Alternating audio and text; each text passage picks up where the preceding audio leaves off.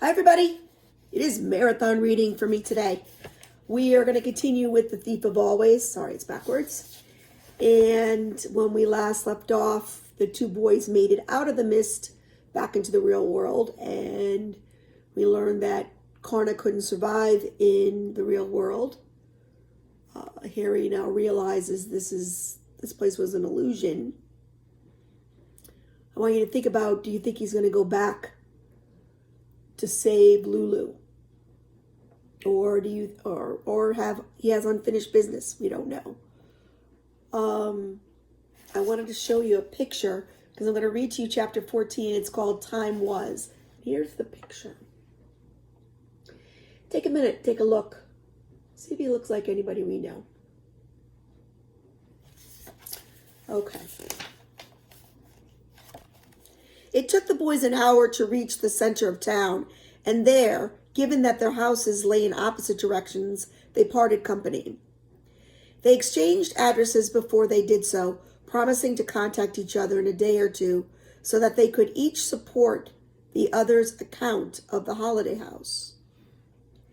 It would be difficult to make people believe all that had happened to them, but they perhaps have a better chance if two voices told the same tale. I want you to think about something. Who was at the holiday house longer? Wendell or Harvey? I know what you did back there, Wendell said just before they parted. You saved my life. You would have done the same thing for me, Harvey said. Wendell looked doubtful. I might have wanted to, he said, somewhat abashed, but I'd never have been brave enough. We escaped together, Harvey said. I couldn't have done it without you. Really? Really. Wendell brightened at this. Yeah, he said, I guess that's right. Well, be seeing ya. And with that, they went their separate ways. It was still several hours before daybreak, and the streets were virtually deserted, so for Harvey it had been a long, lonely trudge home. He was tired and a little saddened by his farewell to Wendell, but the thought of the welcome he'd get when he reached his own doorstep put a spring in his heels. Several times he wondered if he had gone astray, because the streets he passed, though, were unfamiliar. One neighborhood was extremely fancy, the houses and cars parked outside them slicker than anything he had set his eyes on. Be wary, think about what the author's doing.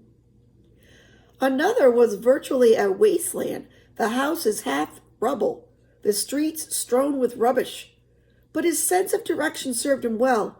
As the east began to pale and the birds in the trees started their twitterings, he rounded the corner of a street.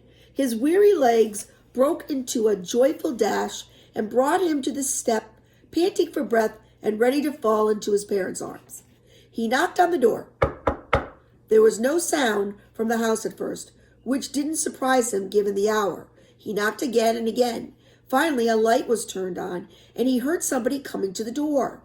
Who is it? Said his father from behind the closed door. Do you know what time it is? It's me, Harvey. Then came the sound of bolts being drawn aside, and the door was open a crack. Who's me? Said the man, peering out at him. He looked kindly enough, Harvey thought, but it wasn't his father. This was a much older man, his hair almost white, his face thin. He had a badly trimmed mustache and a furrow of a frown. What do you want? He said. Before Harvey could reply, a woman's voice said, Come away from the door. He couldn't see the second speaker yet, but he caught a glimpse of the wallpaper in the hallway and the pictures on the wall. To his relief, he saw that this was not his house at all. He had obviously made a simple mistake and knocked on the wrong door. I'm sorry, he said, backing away. I didn't mean to wake you up. Who are you looking for? The man wanted to know, opening the door a little wider now. Are you one of the Smith kids? He started to dig in the pockets of his dressing gown and brought out a pair of spectacles. He can't even see me properly, Harry thought. Poor old man. But before the spectacles reached the bridge of the man's nose, his wife appeared behind him, and Harvey's legs almost folded up beneath him at the sight of her. She was old, this woman, her hair almost colorless as her husband's, her face even more lined and sorrowful. But Harvey knew that face better than anyone on earth. It was the face he had ever loved. It was his mother. "Mom?" he murmured. The woman stopped and stared out through the open door at the boy standing on the step, her eyes filling up with tears. She could barely breathe the word she said next. "Harvey? Mom? Mom? Is it you? Is it?" By now the man had put on his spectacles and peered through them with his eyes wide. "It's not possible," he said flatly. "This can't be Harvey." "It's him," said his wife. "It's our Harvey. He's come home." The man shook his head. "After all these years," he said, "he'd be a man by now. He'd be a grown man. This is just a boy." "It's him, I tell you." "No," the man replied, angry now. "It's some prank. Somebody's trying to break our hearts, as if they're not broken enough." He started to slam the door, but Harvey's mom caught hold of it. "Look at him," she said. "Look at his clothes. That's what he was wearing the night he left us." Think back, guys. 4 seasons went through a day. And 4 seasons equal a full year. So think about how long Harvey was at the holiday house and how many years had passed by.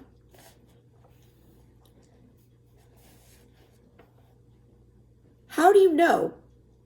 You think I don't remember?" "It's 31 years ago," said Harvey's father, still staring at the boy on the step. It can't be." He faltered as slow recognition spread over his face. "Oh, my Lord," he said, his voice dropping to a hoarse whisper. It is him, isn't it?" "I told you," his wife replied. "Are you some kind of ghost?" he asked Harvey. "Oh, for goodness sake," Harvey's mom said. "He's no ghost." She slipped past her husband and out onto the step. "I don't know how it is possible, and I don't care," she said, opening her arms to Harvey. "All I know is our little boy has come home to us." Harvey couldn't speak. There were too many tears in his throat and in his nose and eyes. All he could do was stumble into his mother's arms. It was wonderful to feel her hands stroke his hair and her fingers wipe his cheeks. "Oh, Harvey, Harvey, Harvey," she sobbed. "We thought we'd never see you again." She kissed him over and over again. "We thought you were gone forever." "How is this possible?" his father still wanted to know. "I kept praying," his mother said. Harvey had another answer, though he didn't voice it. The moment he had set eyes on his mother, so changed, so sorrowful, was instantly clear what a terrible trick of Hood's house had played upon them all. For every day he spent there, a year had gone by here in the real world. Every morning while he played in the spring warmth, months had passed. In the afternoon while he lazed in the summer sun, the same. And all those haunted twilights, which had seemed so brief, had been another span of months, as had the Christmas nights, full of snow and presents. They had all slipped by so easily, and though he had only aged a month, his mom and dad had lived in sadness for over 31 years, thinking that their little boy had been gone forever. That had almost been the case if he had remained in the house of illusions, distracted by its petty pleasures, and a whole lifetime would have gone by here in the real world. When I first read this, the first thing I thought about was Lulu and Wendell. How long had they been there? And his soul would have become Hood's property.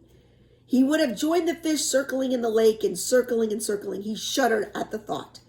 "You're cold, sweetie," his mother said. "Let's get you inside." He sniffed hard and cleared his tears with the back of his hand. "I'm so tired," he said. "I'll make a bed for you straight away." "No, I want to tell you what happened before I go to sleep," Harvey replied. "It's a long story, 31 years long." That's what the author has for the last picture of the chapter. So much to think about, and I want you to think about this. Put all those puzzle pieces together so far. See if you can make a prediction about what's going to happen